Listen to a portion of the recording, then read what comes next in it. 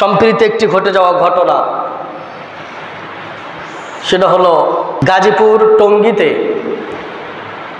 একজন মসজিদের খতিব মাওলানা মহিবুল্লাহ সাহেব ইসকন বিরোধী বক্তব্য দেওয়ার কারণে তাকে নতুন স্বাধীন বাংলাদেশে গুমের শিকার হতে হয়েছে। তিনি পঞ্চগড় ভারতের সীমান্তে তাকে পাওয়া গিয়েছে, পায়ে শিকল বাঁধা অবস্থায়, অজ্ঞান অবস্থায় তাকে উদ্ধার করা হয়েছে। তাকে ফেলে রেখেছে। পরে সেখানকার পুলিশ সদস্যরা সংবাদ পেয়ে তাকে পঞ্চগড় সদর হাসপাতালে ভর্তি করায়। এটা মারাত্মক কষ্টদায়ক একটি ঘটনা আমাদের জন্য, কারণ রাসূল করিম সাল্লাল্লাহু আলাইহি ওয়াসাল্লামের রেখে যাওয়া জায়গা, ইমামতি, খতিব, এই নির্দিষ্ট একটি দিনে সমসাময়িক বিষয় এবং কোরআন এবং সুন্নাহর গভীর তাত্ত্বিক, ব্যবহারিক, বাস্তবিক কথাগুলো এইখান থেকে বলার দায়িত্ব আল্লাহ পাক আমাদেরকে দিয়েছে, ঠিক কিনা বলেন?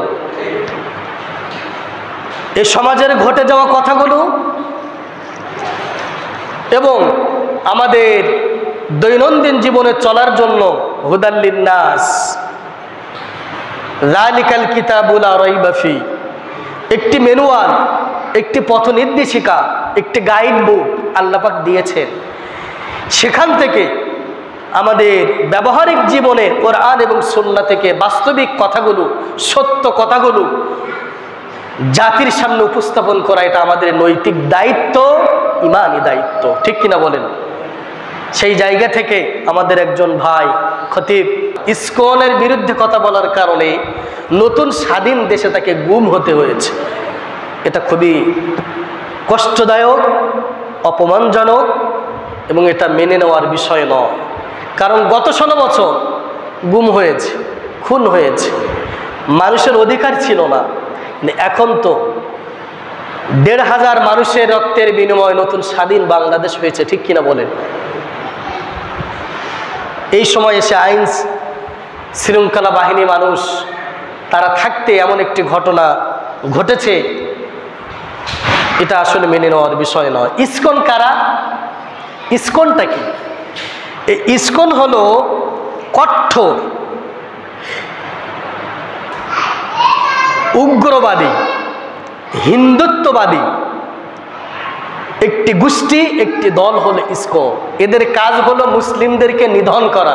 ভারতের RSS এই দলের অধীনে তারা সংঘবদ্ধভাবে এই কাজ তারা করে, যে মুসলিমদেরকে নিধন করার জন্য তারা সকল ধরনের পায়তারা, ষড়যন্ত্র তারা করে। শুধু আমাদের দেশে নয়, বিশ্বের অনেক দেশে এই ইসকন নামক সংগঠনটি তারা পরিচালনা করে।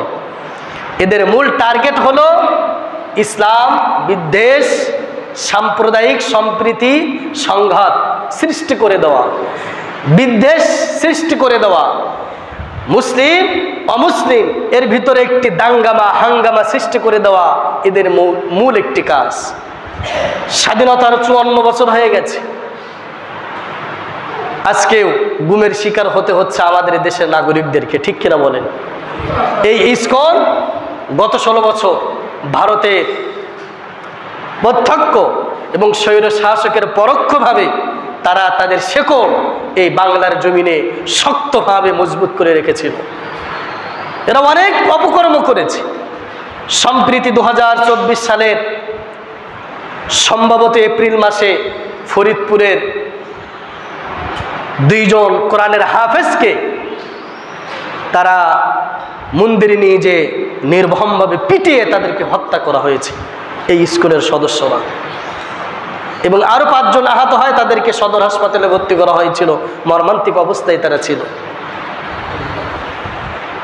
এরপরে চট্টগ্রাম আলিফ হত্যা করা হয়েছে এই স্বাধীন হওয়ার পরেই।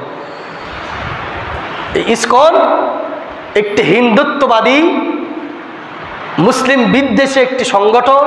এই সংগঠন বাংলাদেশের জমিনে জায়গা হওয়ার কথা না, কারণ বাংলাদেশ 95% মুসলিমের দেশ, এখানে হিন্দুত্ববাদী একটি সংগঠন মুসলিম নিধনের জন্য কাজ করবে, এটা মুসলিম জাতি মেনে নেওয়া যায় না।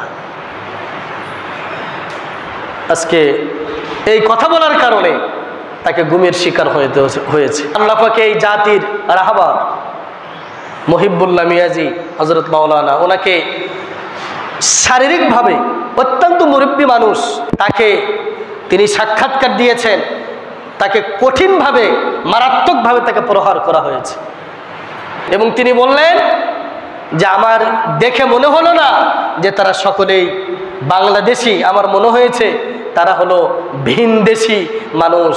এই ভিনদেশি মানুষরা আজকে আমাদের দেশের নাগরিকদেরকে, এই জাতির শ্রেষ্ঠ সন্তান আলেমদেরকে সঠিক সত্য কথা বলিষ্ঠ কণ্ঠে বলার কারণে গুমের শিকার হতে হয়েছে।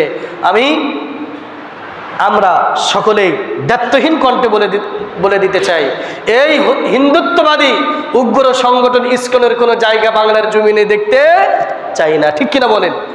হিন্দুত্ববাদী এই সংগঠন, মুসলিম নিধনকারী সংগঠন, এদের কোনো অস্তিত্ব বাংলার জমিনে আমরা কেউ দেখতে চাই না। অতি শীঘ্রই প্রশাসন, সরকার এদেরকে নিষিদ্ধ ঘোষণা করুক। মাত্র 5% থেকে 7% অমুসলিমরা আমাদের দেশে বসবাস করে।